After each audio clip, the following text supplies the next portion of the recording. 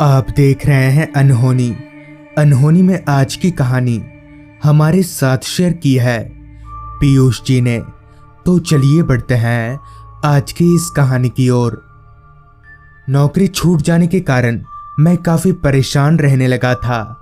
ऐसा नहीं था कि मैंने नौकरी के लिए कहीं और प्रयास नहीं किया, मगर मैंने जितनी बार कोशिश की उतनी बार ही असफल हुआ। दिन पर दिन मेरे घर की आर्थिक हालत खराब होने लगी थी। दर दर नौकरी की तलाश में भटक भटक कर मेरा शरीर भी काफ़ी कमज़ोर सा हो गया था।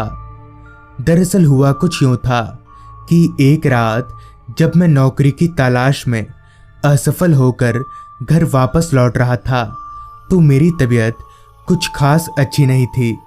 मुझे बस नौकरी की टेंशन अंदर ही अंदर से खाए जा रही थी। अभी मैं आगे बढ़ ही रहा था कि तभी मैंने अपनी निगाहें हाथ घड़ी की ओर घुमाई तो वक्त हो रहा था रात के 10 बजे का। समय को देखकर मैंने मन ही मन में कहा, आज काफ़ी रात हो गई है और अभी भी मुझे काफ़ी दूर पैदल चलना पड़ेगा। खैर अब किया भी क्या जा सकता है, घर तो मुझे जाना ही था, इसलिए मैंने अपने चलने की रफ्तार बढ़ा दी। मेरे अलावा रास्ते पर और कोई इंसान दिख नहीं रहा था। अंधेरा तो इस कदर छाया हुआ था कि मानो ये रास्ता इस दुनिया में हो ही ना। भला तो हो इस बात का कि मैं अपने साथ एक टॉर्च रखता हूँ जो आज घने अंधेरे को चीरकर मुझे रास्ता दिखाने का काम कर रही है। अभी मैं आगे बढ़ ही रहा था कि तभी अचानक से बिजली कड़की, जिसकी आवाज़ से दूर दूर तक फैला सारा सन्नाटा एकदम से टूट गया। बिजली कड़कने की आवाज़ इतनी तेज़ थी कि मानो बारिश मुझे जल्दी घर जाने की चेतावनी दे रही हो। अभी मैं कुछ दूर आगे बढ़ा ही था कि तभी बूंदाबांदी बारिश शुरू हो गई। इससे पहले कि बूंदाबांदी बारिश मूसलाधार में तब्दील हो जाए, जिस कारण मैं छुपने के लिए अपनी निगाहें इधर उधर दौड़ाने लगा, कि तभी मुझे रास्ते के किनारे थोड़ी ही दूरी पर एक शेड दिखा। मैं भागकर उस शेड के नीचे चला गया। मेरे उस शेड के नीचे जाते ही बारिश तेज हो गई, मानो बारिश मेरे छिपने का ही इंतज़ार कर रही हो। काफ़ी थके हुए होने के कारण मैं उस शेड के नीचे बैठ गया और बारिश रुकने का इंतज़ार करने लगा। अभी मैं बैठा ही था कि तभी तब से सुनसान पड़े इस जगह पर अचानक ही मुझे बहुत सारे लोग दिखाई पड़ने लगे, जो कि इतनी तेज बारिश में भीग रहे थे। मगर अभी तो यहाँ कोई नहीं था और अचानक इतने सारे लोग कहाँ से आ गए। देखने से तो ऐसा लग रहा था कि उन लोगों को बारिश का कोई असर ही नहीं हो रहा।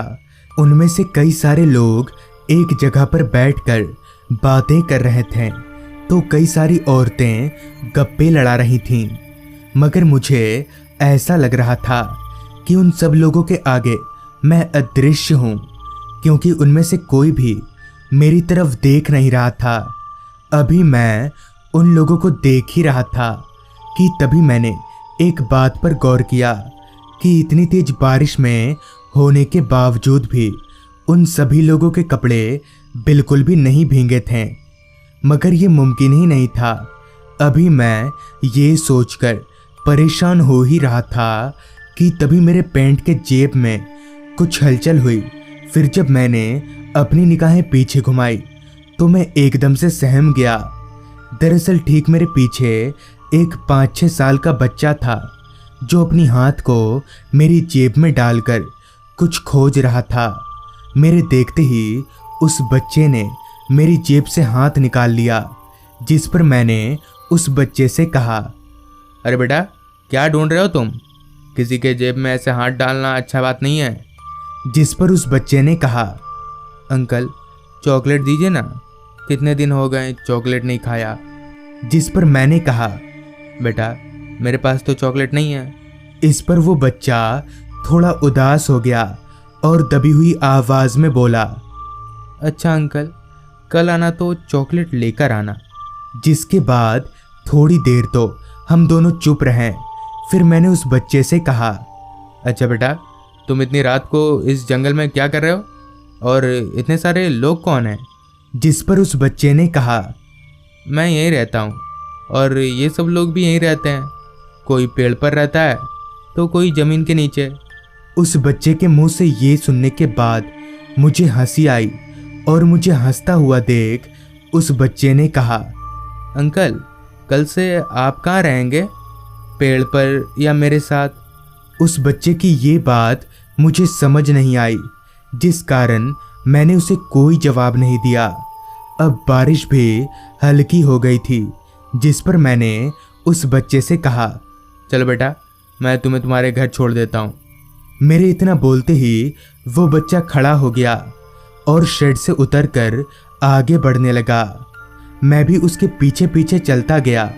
थोड़ी दूर चलने के बाद वो बच्चा मुझे एक कब्रिस्तान के भीतर ले आया और एक कब्र के सामने खड़े होकर बोला, अंकल, यही मेरा घर है, मैं इसी के अंदर रहता हूँ। ये सुनकर मैं एकदम से चौंक गया और मेरी दिल की धड़कनें बुलेट ट्रेन से भी तेज दौड़ने लगी। फिर जब मैंने दोबारा से उस बच्चे की तरफ देखा तो मेरा पूरा शरीर कंपकपाने लगा। दरअसल उस बच्चे का चेहरा अब पूरी तरह से बदल चुका था और उसका चेहरा काफ़ी डरावना बन गया था। मैं समझ गया कि मैं बहुत बड़ी मुसीबत में फंस गया हूँ। मैं जैसे ही कंपकपाते कदमों से भागने के लिए पीछे पलटा तो मेरा सर एकदम से घूम गया और मैंने अपने बचने की उम्मीद खो दी। दरअसल जब मैं पीछे पलटा तो ठीक मेरे सामने वही सारे लोग थे जो उस शेड के पास बैठकर आपस में बातें कर रहे थे, मगर अब उन सभी लोगों का चेहरा मौत से भी ज़्यादा डरावना हो गया था। अभी मैं खड़े खड़े काँप ही रहा था कि तभी उस बच्चे की आवाज़ आई, अंकल, आपने बताया नहीं कि आप कहाँ रहेंगे, क्योंकि यहाँ पर आने के बाद ये लोग किसी को जाने नहीं देते हैं।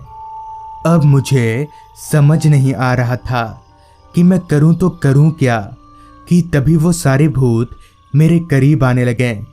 उनको करीब आता देख मैं जोर जोर से गायत्री मंत्र का पाठ पढ़ने लगा। जिसके बाद मैंने एक बात पर गौर किया।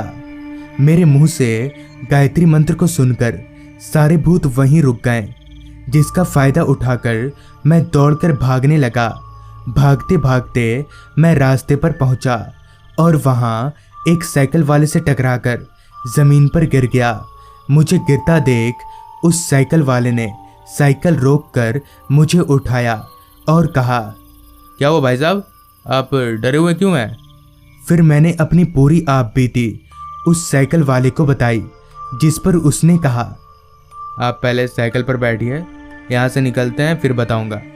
मैं भी बिना कुछ सोचे समझे उसकी साइकिल पर बैठ गया। कुछ दूर जाने के बाद उस साइकिल वाले आदमी ने कहा, आप पहले इंसान हैं जो उस जगह से जिंदा बचकर वापस आए हैं, वरना कोई भी आज तक वहाँ से बचकर वापस नहीं आ पाया। जिस पर मैंने उस आदमी से कहा, मगर वो लोग कौन हैं? इस पर उस आदमी ने बताया, आज से बहुत साल पहले इस गांव में एक शैतान तांत्रिक हुआ करता था, जो रात को उस शमशान में जाकर दिन के वक्त जलाए गए सभी मुर्दों की आत्मा को बुलाकर उसे अपने वश में कर लेता था। मगर एक दिन वो तांत्रिक पता नहीं कहाँ गायब हो गया, मगर सारे आत्मा आज भी भटकती हैं। और हाँ, शमशान के बगल में बच्चों का कब्रिस्तान भी है, तो कभी कभी कुछ बच्चों की आत्मा भी वहाँ दिख जाया करती है। उस आदमी की पूरी बात सुनने के बाद मैंने जब जमीन की ओर देखा तो मैं हक्का बक्का रह गया, क्योंकि चांद की हल्की रोशनी में मेरी परछाई तो बन रही थी, मगर उस आदमी और उसकी साइकिल की नहीं, मानो वो हवा में बैठकर ही साइकिल उड़ाए जा रहा हो। इससे पहले कि मैं कुछ बोल पाता कि उस आदमी ने साइकिल रोक दिया और कहा, भाई साहब, आपका घर आ गया। मैं साइकिल से उतरकर 2 कदम आगे जाने के बाद जब पीछे पलटकर देखा तो मेरे पीछे ना तो वो साइकिल था और ना ही वो साइकिल वाला आदमी। तो दोस्तों, ये थी आज की कहानी। अगर आपके पास भी ऐसी ही कोई कहानियां हैं तो हमारे साथ ज़रूर शेयर करें। तो मैं आर्यन जल्द ही मिलूंगा आपसे ऐसी ही एक कहानी के साथ।